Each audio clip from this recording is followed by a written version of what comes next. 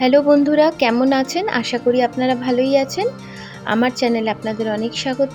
আজকে আমি এসে গেছি আরেকটা রেসিপি নিয়ে, সেটা হলো গ্রিন চিকেন। তো এটার জন্য আমি যেটা করব, প্রথমে এখানে আমি 700 থেকে 800 গ্রামের মতো চিকেন নিয়ে ধুয়ে এটা পরিষ্কার করে রেখেছি।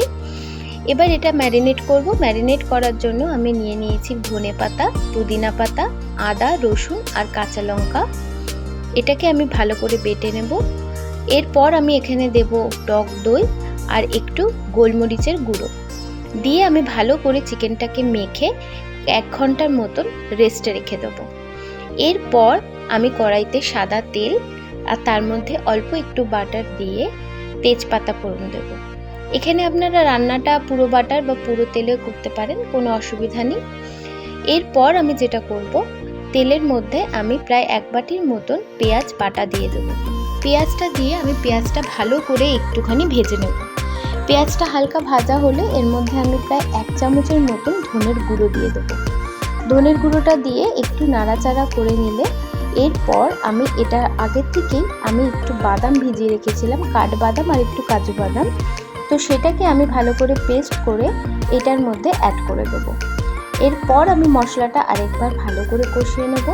ভালো করে কষানো হয়ে গেলে তার মধ্যে আগে থেকে ম্যারিনেট করে রাখা চিকেনটা আমি অ্যাড করে দেবো।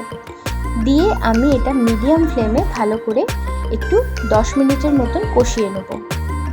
কষানো হয়ে আসলে এর মধ্যে আমি অ্যাড করব নুন আর স্বাদ মতন মিষ্টি দিয়ে আমি মাংসটা আরেকটু কষাবো। এবার চিকেনটা ভালো করে কষানো হয়ে গেলে যখন চিকেনটা নরম হয়ে আসবে এবং সাইড থেকে তেল বেরিয়ে আসবে, তখন এর মধ্যে আমি অ্যাড করব বেশ খানিকটা ক্রিম যদি না থাকে আপনারা এখানে দুধের ব্যবহারও করতে পারেন। তো আমি এখানে ক্রিম দিয়েছি। ক্রিমটা দেওয়ার পর তারপর আমি আরও 5 মিনিটের মতন মাংসটা আরেকটু কষিয়ে নেব। মাংসটা কষানো হয়ে গেলে সাইড থেকে আবার তেলটা ছেড়ে আসবে, তখন এটা আমি নামিয়ে নেব। তাহলে আমার গ্রিন চিকেন রেডি হয়ে যাবে।